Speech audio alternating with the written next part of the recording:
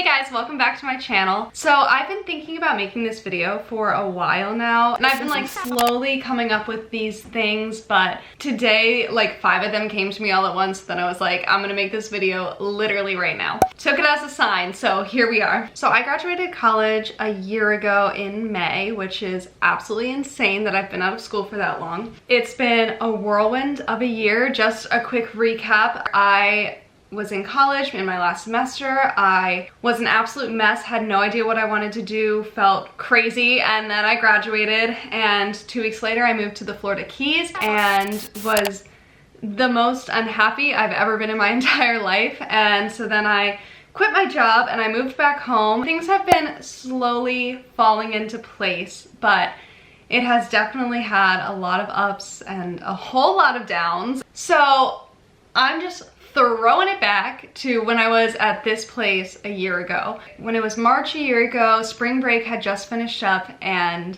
it was in that like last swing of college, and I had absolutely no idea what I was doing.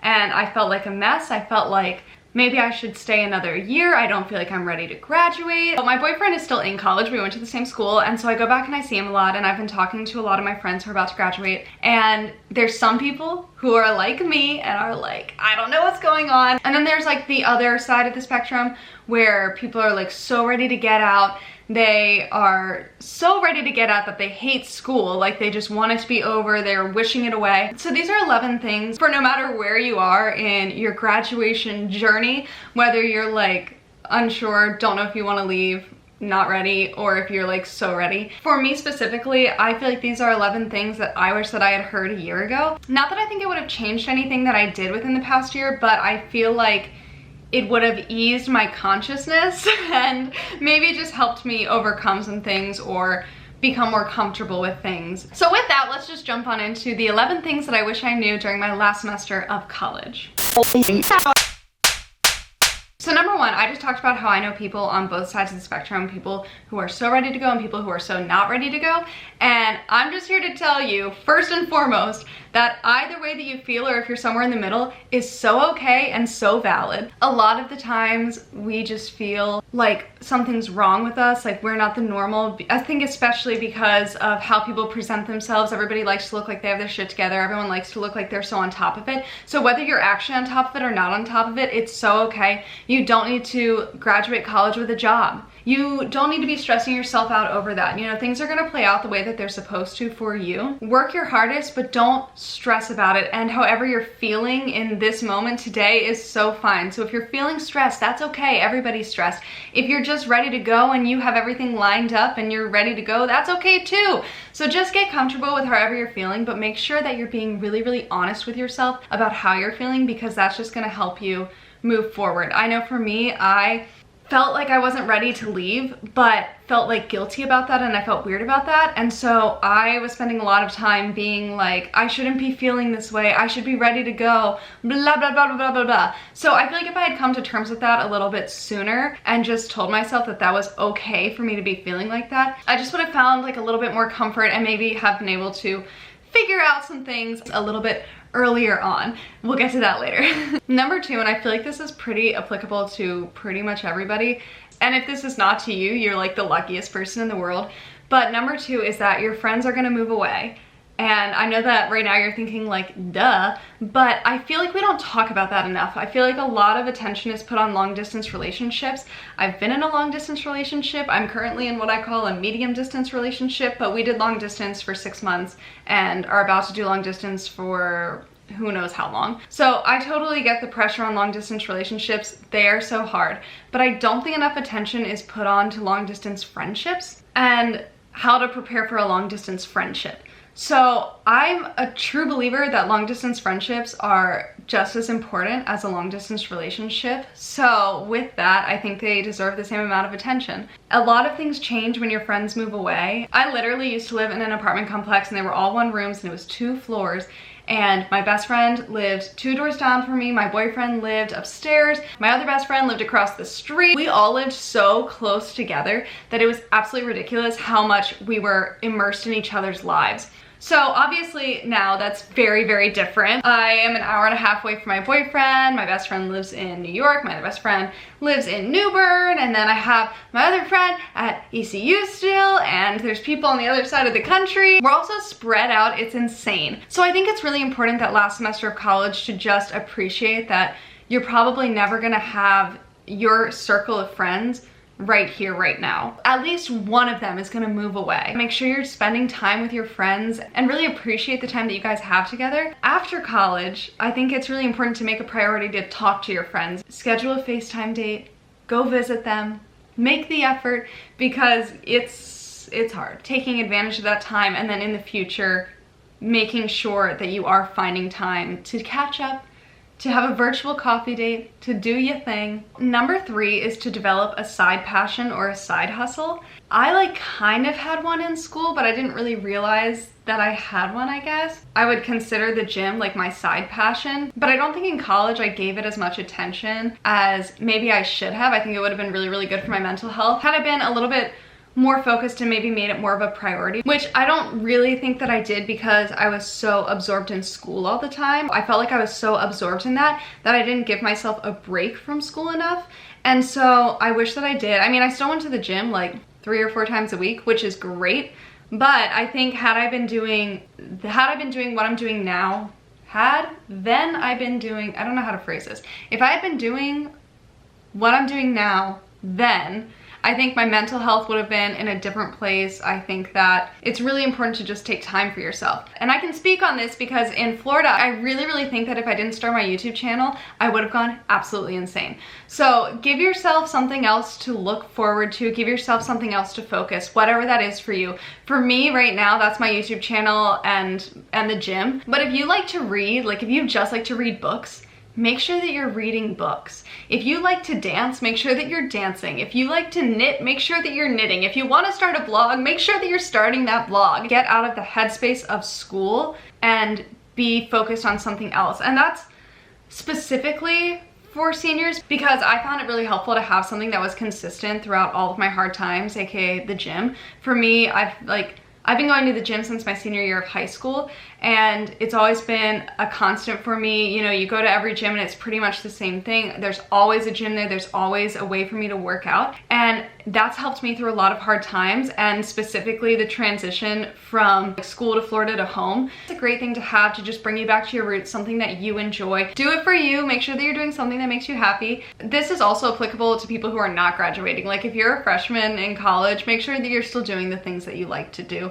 that are not school related. Number 4 is short, simple, straight to the point. Number 4 is that if you don't have a plan, that's okay. Okay? Because when I was about to graduate, I had 10 plans and none of those things happened. So just know that if you don't have a plan right now, if you don't know what job you're gonna have or if you're gonna have a job, that's okay. Okay? So don't stress out about not having a plan. I just want to say that it is totally valid for you to literally ignore every person who asks you, what's your plan? Or what are you gonna do after school? Just ignore them. If you don't have a plan, literally just walk away. Don't do that, that's rude. Okay, number 5. Number 5 is a huge one and maybe not applicable to everybody. Number 5 is that you do not have to pursue your major. I had a pretty obscure major. I went to school for performing arts. Specifically, I went to school for musical theater and acting. So for the last 2 years of my training, I had this little voice in the back of my head saying, Jane, you don't really want to do this. I feel like that affected the work that I was doing. I never wanted to spend the amount of time on it that it seemed like everybody else who really wanted to do this was spending the time. You know what I mean? It was there were certain projects, like my directing class, I was all over that. I loved directing. But then we would do these monologues and I just wouldn't care.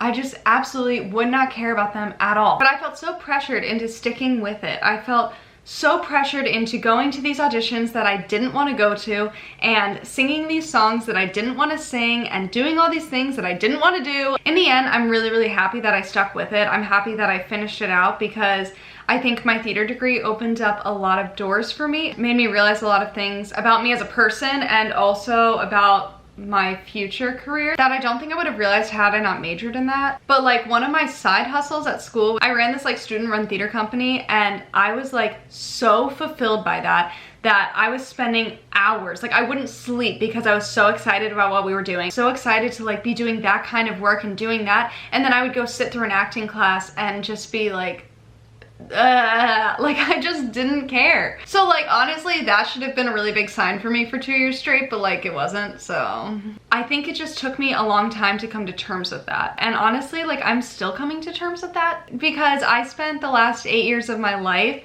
being like, I'm gonna be an actor, I'm gonna be an actor, I'm gonna be an actor. And then I remember literally the night before graduation, first time I had ever said this out loud, I looked over to my best friend and I was like, I don't really want to act anymore.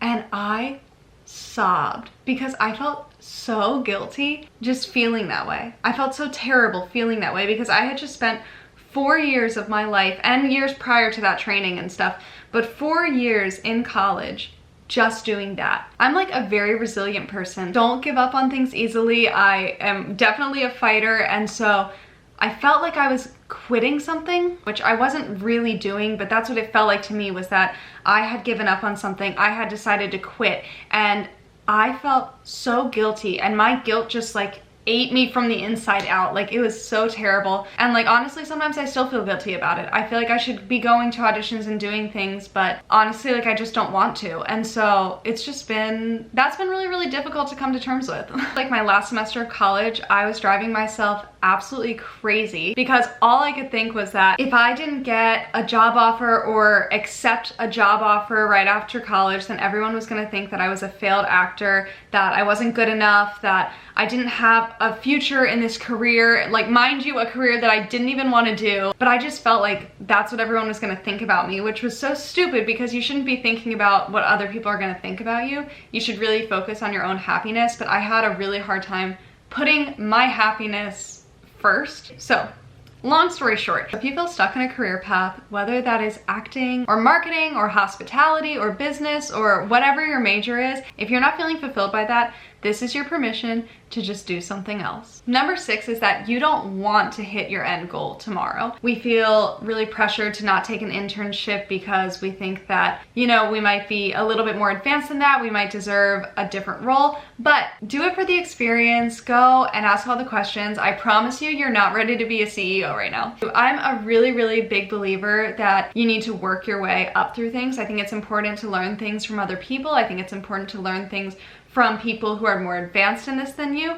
Really focus on learning something new, meeting new people, networking, learning the ropes, to ask questions, to offer up ideas. It is much better to be the intern who asks the stupid question than the CEO who doesn't know what they're doing. Okay, moving on to number 8, okay? And like, this is just me being real with you guys for a second. Start saving for your student loans now. There's a 6-month grace period, which sounds like a lot of time, but it flies like that. You might get graduation money. I would really suggest putting a lot of that away and just letting it help you get through the first couple months of your student loans, especially if you're in an internship where you're probably not getting paid that much. So I had a plan to save for my student loans, and then a few bikinis and a trip to Disney World later, I no longer had those savings. So I had a plan to stay in my job for a year. So like I said before, plans change. Things are probably not going to work out the way that you think they are. So just being like money conscious from the beginning is going to be so helpful for you and really, really help in the long run. I don't know about you guys, but I'll literally be in the middle of talking and be like,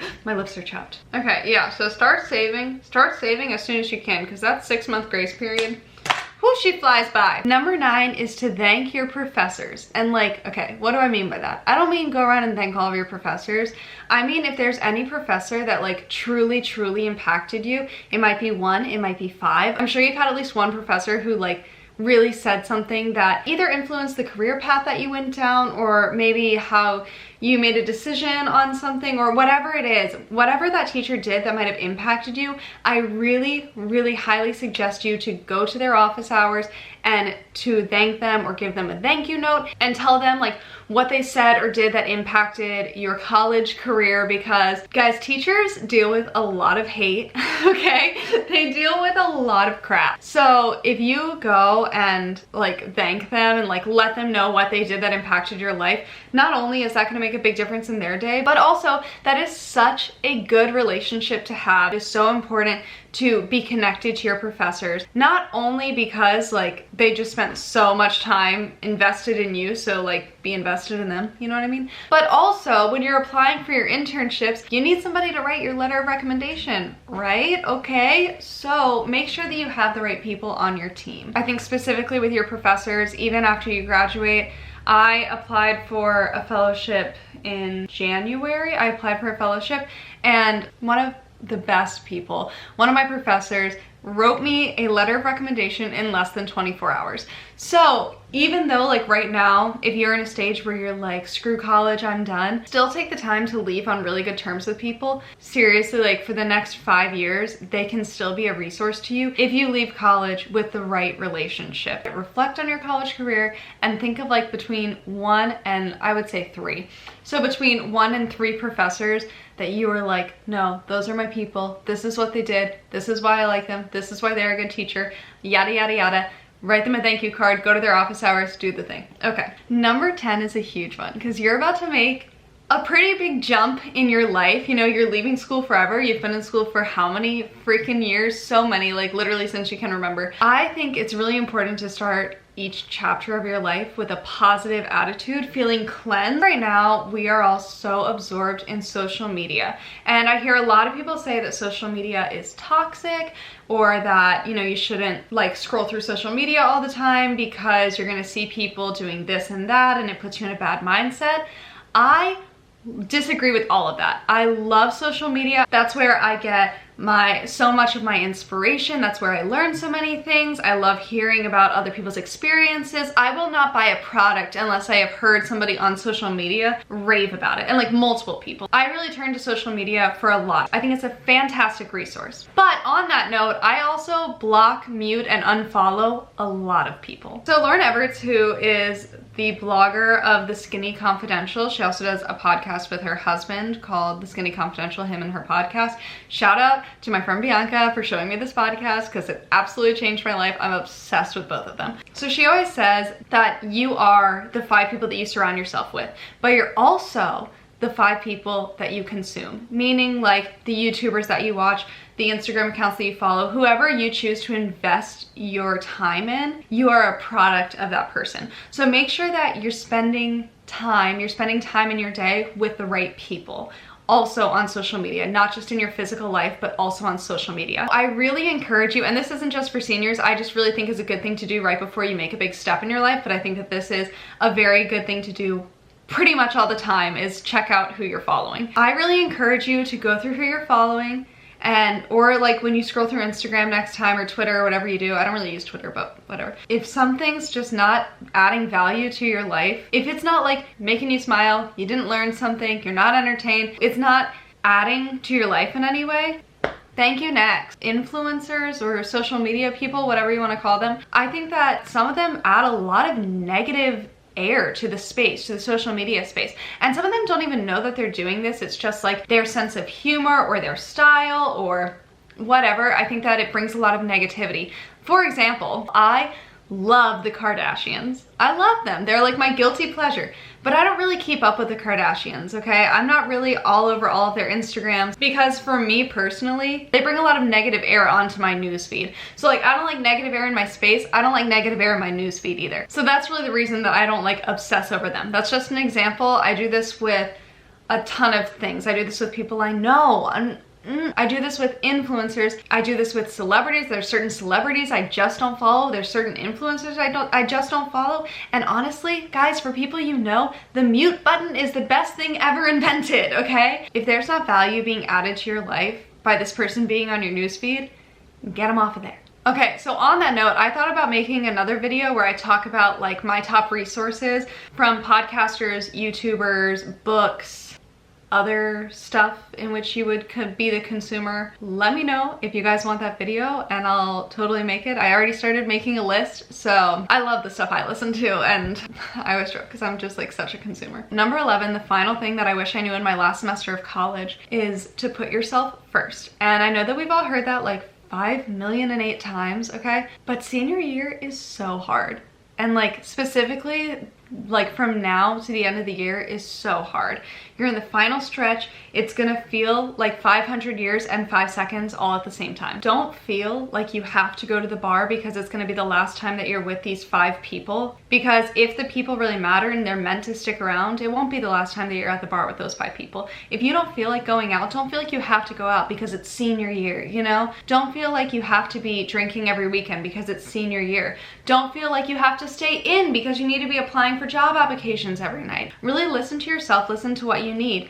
Do you need to finish that job application? Finish the application. Do you need to go out and have a night with your friends? Go out and have a night with your friends. So putting yourself first is not selfish. So like post-grad life, I really want to be making useful content for you guys, so sometimes that means filming a video or 2 before I go out. Sometimes that means that I need to go to the gym and not be filming so that I can come back here and like with a clean headspace so that I can make useful content for you guys. And it will be better than if I try and struggle through it. Your job application is going to be way better if you give yourself a wine night and just take a break and do a face mask and pick it up tomorrow than if you struggle through it tonight. So I highly encourage all of you to set some time aside, write down some goals, write down some affirmations. We love good affirmations on this channel. Write down a couple of habits that you're doing that you may want to change, and then write down a couple of things that you want to implement into your life. I read this quote a few months ago and I absolutely love it. Decide who you want to be and then start showing up as her every single day. I hope you guys enjoyed this video of 11 things I wish I knew my last year of college. These are things that I really sincerely wish that somebody had told me. So no matter how you're feeling, that is 100% okay. It's 100% valid. Your feelings are so